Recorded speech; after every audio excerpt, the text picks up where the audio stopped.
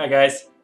As you can see, I'm not in my normal surroundings. I'm kind of in between two places at the moment, but that's not the point. Today, the point is to talk about a film currently in theaters called The Master. The Master is an art house film. It stars Philip Seymour Hoffman, Amy Adams, and Joaquin Phoenix.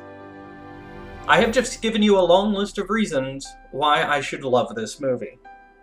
Okay, so it wasn't long, but it was a significant list, I feel. Because I do like those actors. In particular, I love Philip Seymour Hoffman. And as a film school student, I'm trained to like art house films.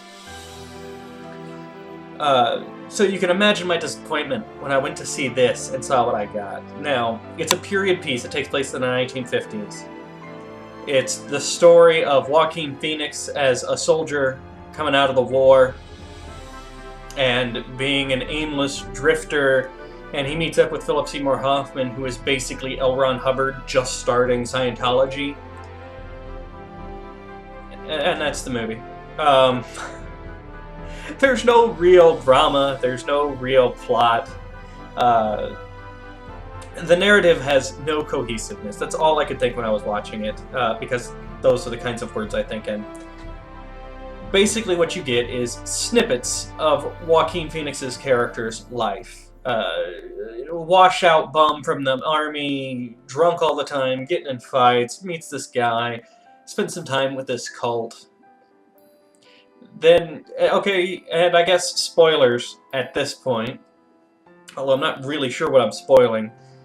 At the end of the movie, he leaves the cult. Why, we're not sure. We don't actually see him leaving. We just see him not there anymore. And then he goes back. Again, he had a vision or something. So he goes back. And he's told that he's welcome to join them forever or leave and become their mortal enemy. Why? We don't know. We didn't see why he left. That's the thing. The movie doesn't really feel a need to tell you what happened. It is just showing you snippets of this guy's life, which can be interesting. But it's not in this case. Because it's not building towards anything. It doesn't do anything. He doesn't do anything. Nothing changes, nothing happens. His life brushes up against this cult. So you see a little bit of it. And that's it. That's the entire movie, is his life brushing up against this cult. It's not like the cult ruins his life or redeems him.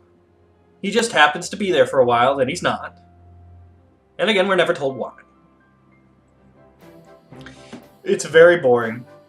I very nearly walked out, except I've only walked out on one movie in my life, and it was one of the Left Behind movies. I can't even remember which one. I think it might have been the first one? Anyway. I stuck through the 2.5-hour movie where nothing happens. And it's a shame, because I really like Philip Seymour Hoffman. The man is brilliant. And I like Joaquin Phoenix. I liked him in Walk the Line. I'm not even a big country guy, but I liked him in Walk the Line. And Amy Adams is a sweetheart. I think we can all agree to that. It's written by Paul Anderson, who's done a lot of good work. Directed by him as well. Not worth it.